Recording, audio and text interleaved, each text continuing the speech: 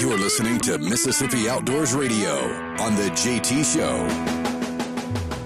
Mississippi Outdoors Radio on the JT Show is presented by the Foundation for Mississippi Wildlife, Fisheries, and Parks.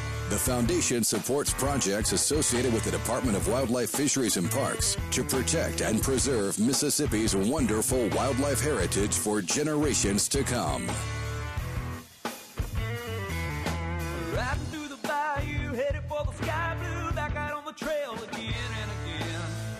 There you go, Supercharged Mississippi. Glad you're here today as we get it going on a Monday with a little Mississippi Outdoors Radio. Brought to you by the Foundation for Wildlife, Fisheries, and Parks, and we appreciate you being here with us today as we've got lots going on. We've got Robert Jones here with us. Robert, how are you? I'm good. Good to be here. Tell me your title, please.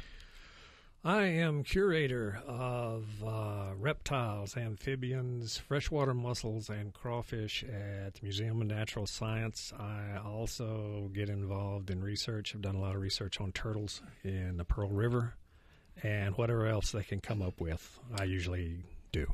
So why did you bring him in here today, Adam? Tell me what's going on. The snake guy. The snake guy. Yeah, we're going to talk a little snakes. Yeah, I guess we're just going a couple of weeks scare everybody. You know, last week we were talking about hand grabbing and all of that, and now we're going to talk about snakes. So. Talking about snakes as well. Chris Reed is here with us as well. What's going on, Captain? Oh, not much. Just watching the days go by, watching summer roll in to full effect, and I think it's appropriate because you see stuff all the time when you're surfing the social media and all that good stuff, talking to people. You know, what's this snake? What's that snake? People wanting to go and do this and that, and people are fearful of snakes, if we have seen already today. And it's just something. Yeah, we got Will to come in for just a second. He was in and out pretty fast. Yeah, he wasn't here very long. I just tried to get him to go over there and look in the box. That was all. That's it. Nothing in the box. Nothing in the box. Nothing in the box. So we're here today, and Robert, we're going to talk about snakes. I don't know if you saw this story over the weekend over in Alabama. A man was bit by a coral snake. Mm-hmm. Mm-hmm. Did you see that? And that's, yes, I did. That's pretty rare, isn't it? It is rare. We have coral snakes in Mississippi. I think the problem in that case is that the man picked up a snake that he thought he knew what it was. Mm-hmm. He thought it was a scarlet king snake. And that's one of the first things you do when you deal with snakes is don't pick it up unless you know exactly what it is. If there's any doubt whatsoever in your mind, don't pick it up. Usually, the best thing to do when you confront a snake is to leave the snake alone, isn't it? Exactly. Take 2 steps back and walk away. Yeah. Don't try to go kill it unless it's in your house or something like that. I get that side of it, but... And if it's a coral snake, you got to remember the old rhyme, right? The red touch yellow, kill a fellow. Yeah. Yeah. Red touch yellow, kill a fellow. Red touch black, friend of Jack. Yeah. But that only. I'm not going to get close enough to tell you either way. Yeah. So. Well, that works in the southeastern U.S. and actually in the U.S. You get down to the tropics, there's a lot more coral snakes. It doesn't work at all down there, so don't try to use that down there. Good to know. How many different species of snakes do we have in Mississippi? We've got 42 total. 2 of those no longer occur in Mississippi. One is the eastern indigo that was last seen probably in the mid-'50s, and the other is the southern hognose, which last verified record we know about is from the late 1970s. The indigo, we don't know why it declined. It's one of these big snakes that is more something you would associate with a wilderness area. Mm-hmm.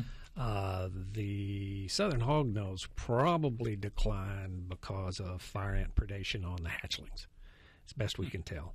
The eastern indigo is federally listed as threatened. The southern hognose is a candidate for listing. Well, and of course, we're talking about snakes here today.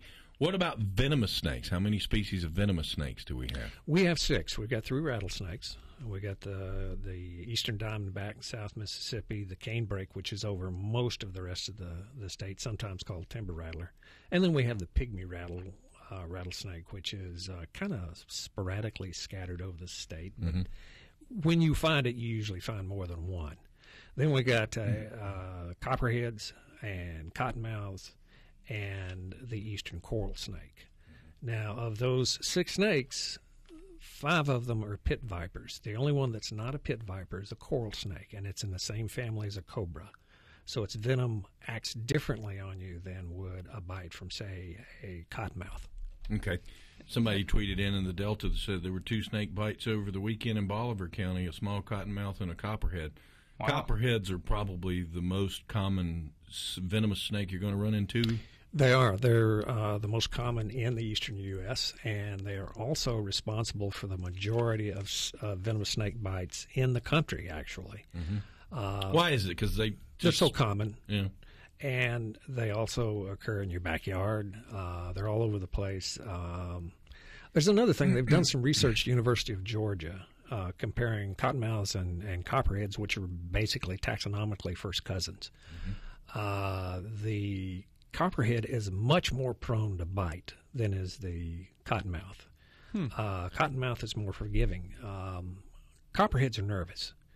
And to use an analogy, if you remember the old Andy Griffin show, copperheads are a lot like Barney Fife. They're just nervous, and they're not heavily armed. Their venom's not all that potent, but they will tend to bite you if you're not careful.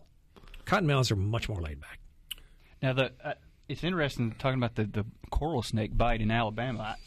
I feel like I spend a pretty good bit of time in the woods, and I don't know that I've ever actually seen a coral snake in the wild. They're not that they're uncommon, but they're certainly not something that you would see nearly as often as a copperhead or a cottonmouth or anything like that, right? That's true. I've been in Mississippi working for the agency for 36 years, and I've never seen a coral snake in the wild. Oh, wow. They're mostly in the southern part of the state, and they're going to be under leaf litter, pine straw, that sort of thing.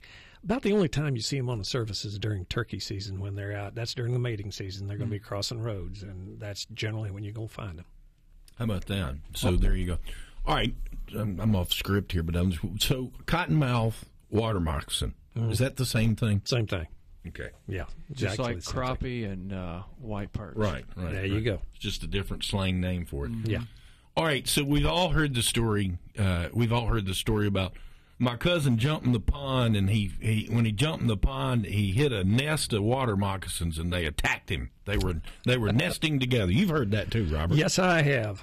They were just in a big ball. The scene on Lonesome Dove, right? Yeah, just in a big ball in the water in there. Yeah. That's one of the myths about cottonmouths. They don't occur in balls. They give live birth.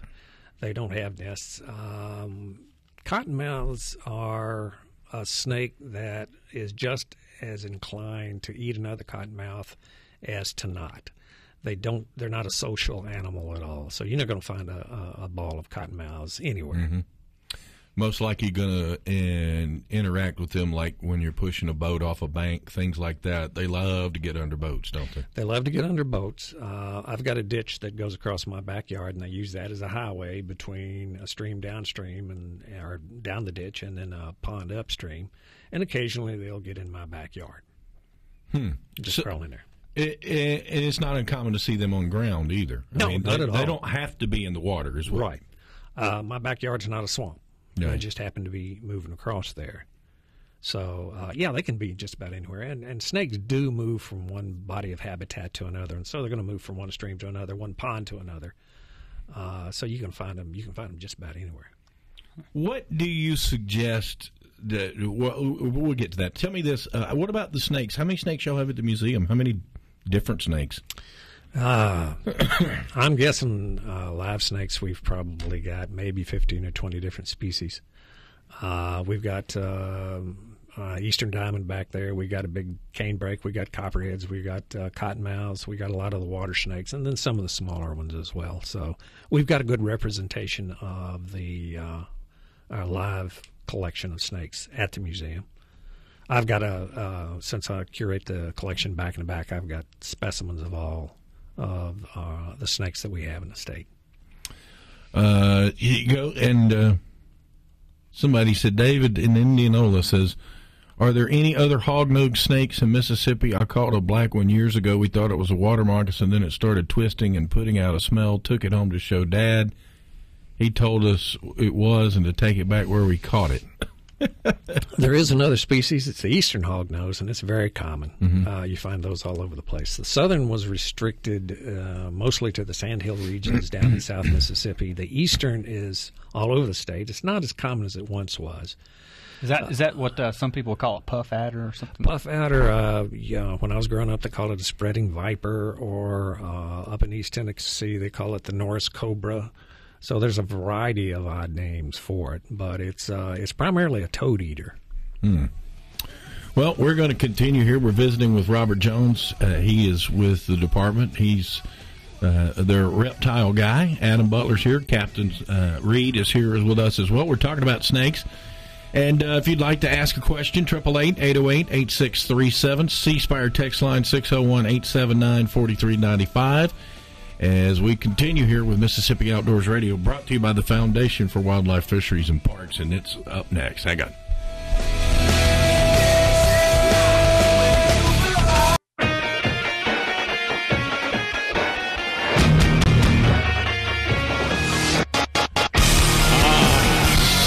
Mississippi and Mississippi Outdoors Radio, brought to you by the Foundation for Wildlife, Fisheries, and Parks. You know, they've been doing a lot here over the past few months, funding archery in Mississippi schools. The foundation provides college scholarships for wildlife fields of study. They purchase youth license for hunters who just complete their hunter education, plus they do much more.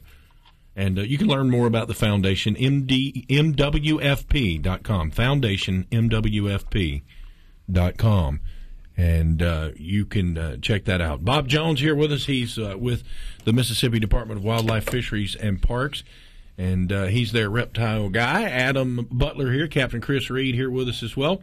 We got a phone call hanging on for just a second. Captain Reed, obviously, it's National Police Week. Thank you for thank you for protecting us as you do, and all your peers out there in the police departments and in the police world out there, and just want y'all to know there's a lot of people that do support y'all and have y'all's back. And obviously Thursday's going to be a very important and very emotional day for the department, isn't it? That's right, and thank you for that, JT. And it's nice to hear.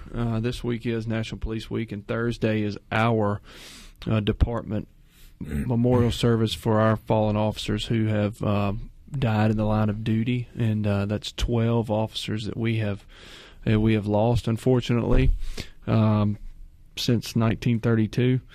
And our service coincides each year with National Police Week, and along with paying respects to those 12 that have given their life, we'll honor those killed in the line of duty throughout the year across the nation. We're blessed to have Stacy Pickering, the state auditor, Mississippi, be the keynote speaker for the event. It's always an honor to have those who come and to hear the words that they express during that service. And this is an open to the public service. Anybody that wants to come and just see, they can check it out. It's at our headquarters at 1505 Eastover Drive. It's also live streamed through Facebook. Mm-hmm. We put that on the web so people who can't get away can maybe touch in and can view it wherever they are. So it's one of those things that we look forward to each year. A lot of work goes in on the front end to pay the respects to those families who will be in attendance. Well, there you go. We don't have a fish biologist with us, but we do have a question from Carrie in Bolivar County. Go ahead, Carrie. We got a lake here that's in Bolivar, Mississippi, is where it's at.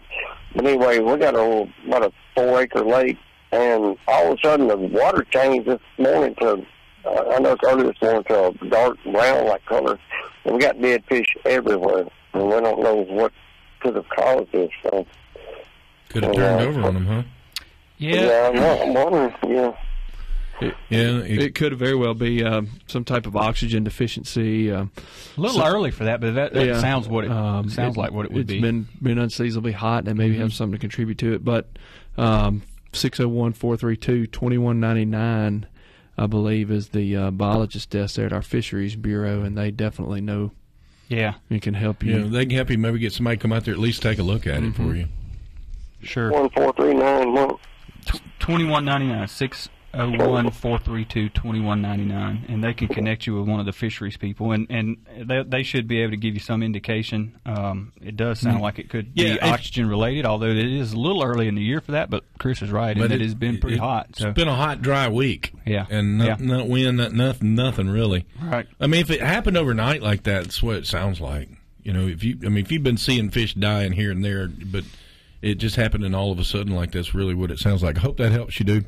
Or maybe, I don't know, reckon maybe if I spray some water into the lake or something, that kind of helps. Maybe, I don't know. Yeah, but contact that number. They'll definitely be able to help you out. Call them and see what they say, because like I said, we don't have a fisheries biologist here with us right now. We got a turkey guy, a game warden, and a reptile guy, and a radio host in here, but we can give it our best shot, okay? Thanks a lot. Appreciate it. Thank you, man. Call that number. There you go. All right, so let's get back to what we were talking about with snakes with Bob here. What is the difference between a venomous animal and a poisonous animal? Well, you hear a lot of people talking about poisonous snakes. The way to remember the distinction is that if you bite it and you die, it's poisonous. If it bites you and you die, it's venomous. Venom is something that's injected into you. Poison is something that you ingest yourself. I see. That makes sense. Well, that still isn't going to change me because I don't plan on biting into anything. Reed says he doesn't want either one. Huh? Yeah.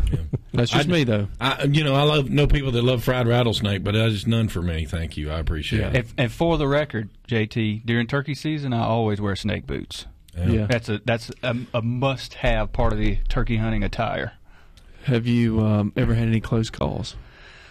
Actually, I had not too long ago. Almost stepped on a rattlesnake while conducting a prescribed burn. That was oh, really? Yeah. You know, very rarely do you ever get them just rattling at you without trying to aggravate them. But this one actually started rattling. Like I got close enough I wasn't aware of it, and all of a sudden I hear the rattles and ooh. Probably the burning had him irritated too. Something. Had to get away. Most of the time, as you said, outside of a copperhead, but most of the time snakes are more scared of you than you are of them. Isn't that correct? That is correct. What they want to do is get away from you if you encounter them. Now, if you back them up into a corner, they will defend themselves. Any snake will do that. But in most cases, they will do their best to get away from you. I've had cottonmouths run across my boots trying to get away from me because I guess they understood I was trying to collect them. But they're going to run from you 9 times out of 10. How many, what's the average number of bites by venomous snakes in the United States per year? Average runs from anywhere from around 5,000 to maybe 8,000 per year. I would not have thought that many. There's quite a few, but the thing is there's usually less than 10 people per year that die from snake bite. And if you look at the statistics, a lot of those are because there's some people who will simply not get treatment after being bitten by a snake. Now, as I said earlier, the most common bites in terms of numbers are from copperheads because they're so abundant but they just barely get across the Mississippi River. Most of the deaths occur from rattlesnake bites, and we've got 3 rattlesnake species here. You get out west, you may get 10 or 12 out there. Wow. Let's talk to CJ in Byram. Hello, CJ. You're on the air. Bob's here with us. We're talking about snakes. Yes, sir. First off, I'd like to say thank you for all you guys do for us as sportsmen. Now, what is the largest cottonmouth on record for the state of Mississippi? We don't normally keep records for size on snakes. I would figure the biggest one was probably between 5 and 6 feet, but we just don't keep those records. Wow. Now, how deadly is a 5-foot cottonmouth? How deadly is a 5-foot cottonmouth? Is a 5-foot? Well, it depends. Now, you say this is a big snake. He's got big venom glands, and he does. If you look at a cottonmouth's head, you can see it swollen up behind the eyes, and that's where his venom glands are. But if he bites you, he might give you a dry bite, which means he doesn't inject any venom. And there's about 20 to 30% of venomous snake bites that are dry.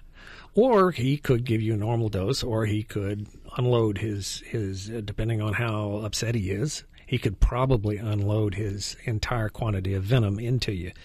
So it's hard to say what a particular bite, how severe it's going to be, or it's hard to say whether or not you have a particular reaction to snake venom. Some people are more affected by it than others.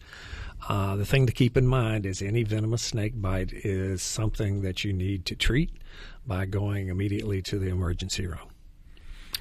There's an old myth out there that everybody says, and I even got somebody that is texting about it right now. The old myth is that, oh, man, you got bit by a snake, just cut it open and suck the venom out. You don't do any of that. You give yourself gangrene or something worse. Yeah. Don't treat it yourself. In this day and age, you're within a few minutes of an emergency room of a hospital. Everybody's got cell phones. You can get the ambulance out there. They'll get out and take care of you. Do not. Well, there's other myths about you take hook yourself up to a car battery and then shock your bite. Use ice on it. Don't use any of that stuff. Go to the hospital. Yeah. Pretty much solves that question. That's the key right there. What about the old story that the little ones are the more deadly because they can't control the amount of venom? Is there anything to that? No, not at all. I would actually, if I was going to be bitten by a venomous snake, I'd rather it be a small one because he doesn't have as much venom as a big snake. And again, myth busted. There we go. Yeah, he may not give you any venom.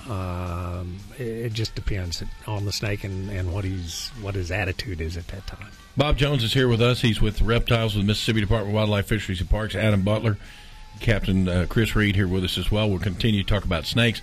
And we're going to get Rose out of the box when we come back. We will. Yeah, Rose is here. He brought Rose the snake in. We've already run Will out of the building. I can't fool him anymore, Rhino. It just doesn't work anymore. And we've got our Gateway Getaway coming up, too. And more of your texts and calls. C-Spire text line 601-879-4395. Or you can join us on the phone, 888-808-8637. More on the way for you next.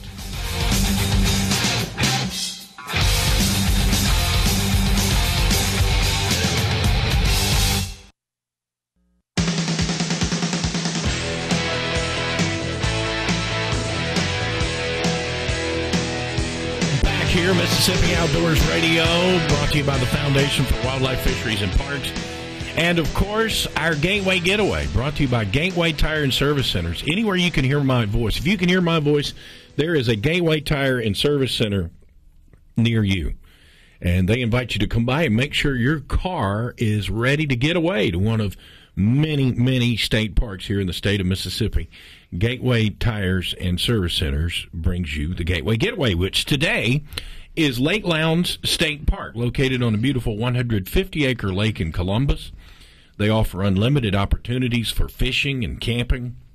Of course, the Mississippi University for Women and Mississippi State University, just a short drive to the west, a perfect place to stay on a sports weekend. They have 8 cabins, 50 RV sites, a picnic pavilion, playground, disc golf, a gym, ball fields, tennis courts, nature trails, fishing and skiing, and more on the 150-acre lake at Lake Louns.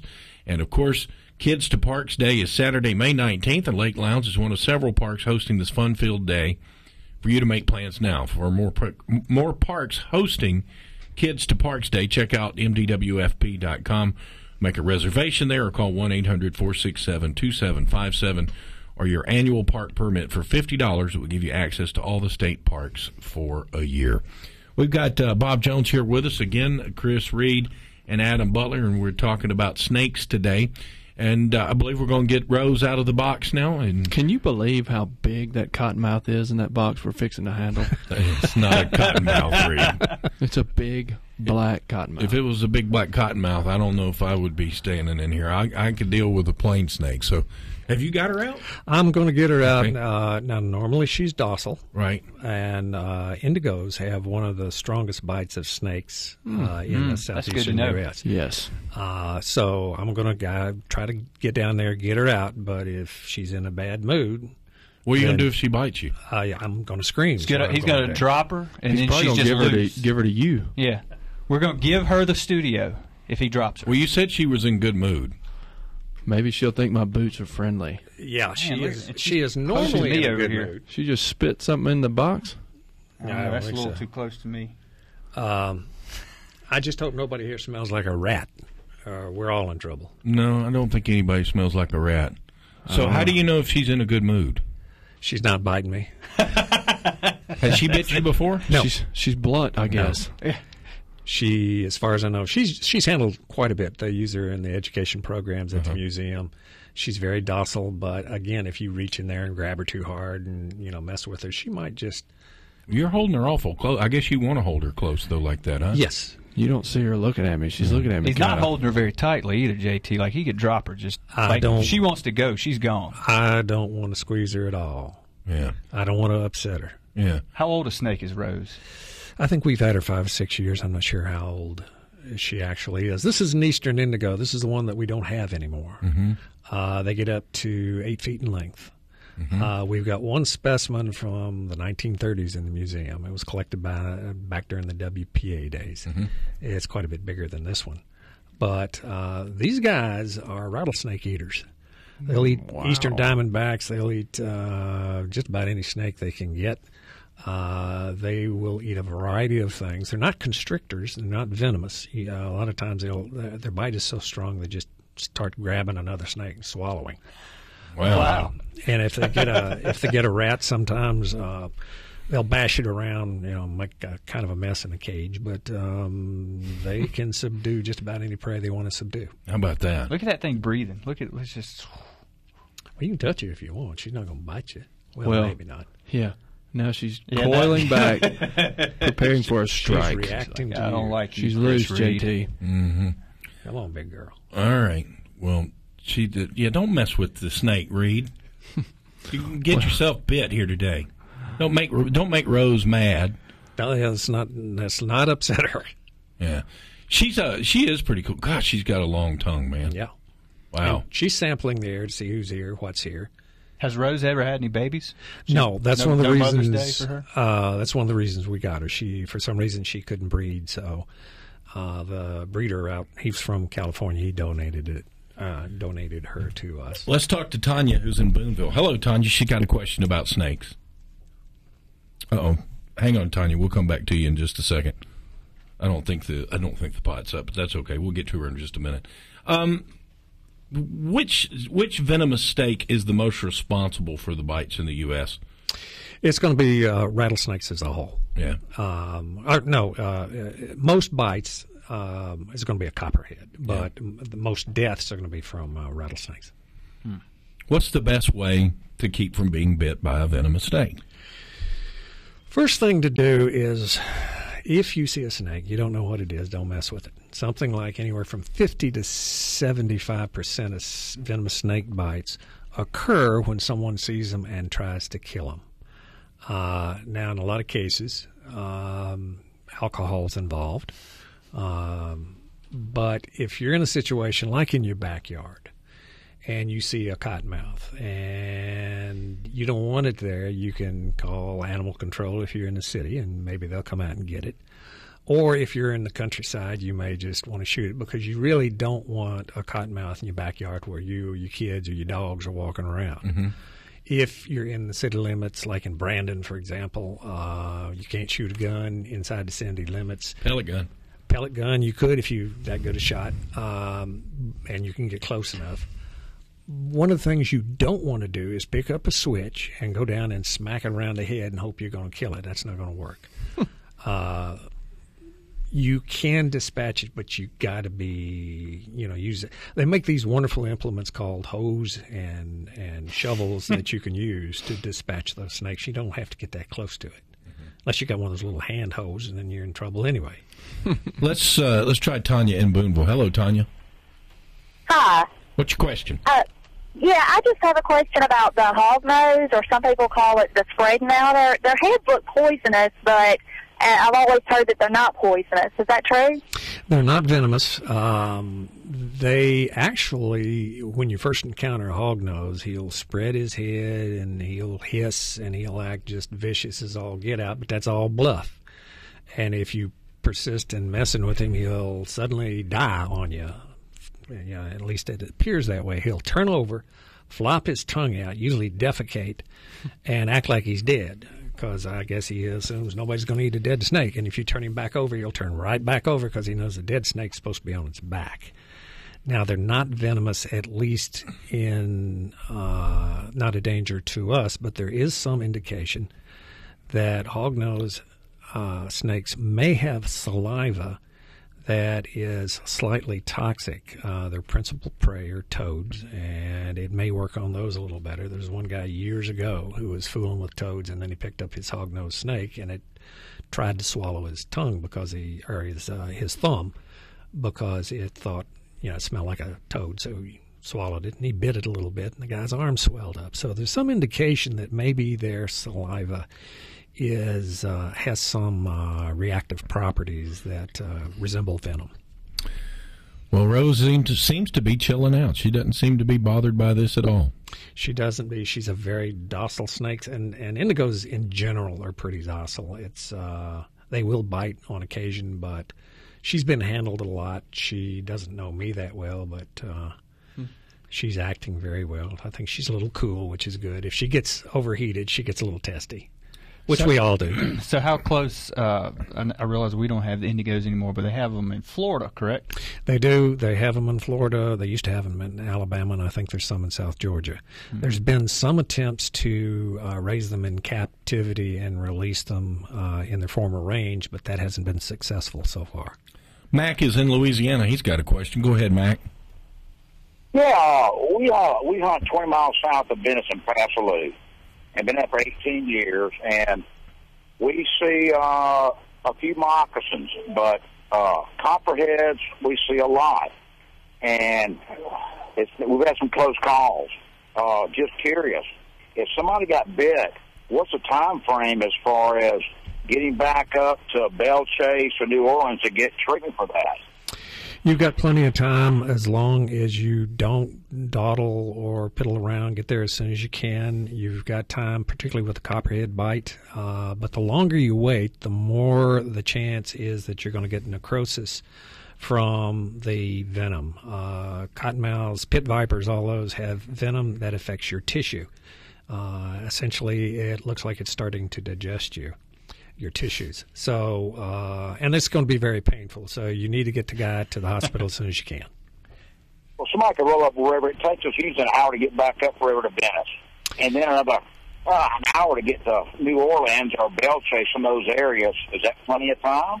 A couple of hours is probably not that big a problem, but the best thing to do is avoid at all costs getting envenomated by one of these snakes, and maybe keep one of those rescue services on your cell phone so you can call them to helicopter you out. Well, we can get helicopter out. Okay, thank you so much. All right, there you go. Here we go. We got one more question to go, got several more to go, and we'll talk about that. Jim and Ripley wants to say hello as we continue here talking about snakes. Mississippi Outdoors Radio. More on the way for you next.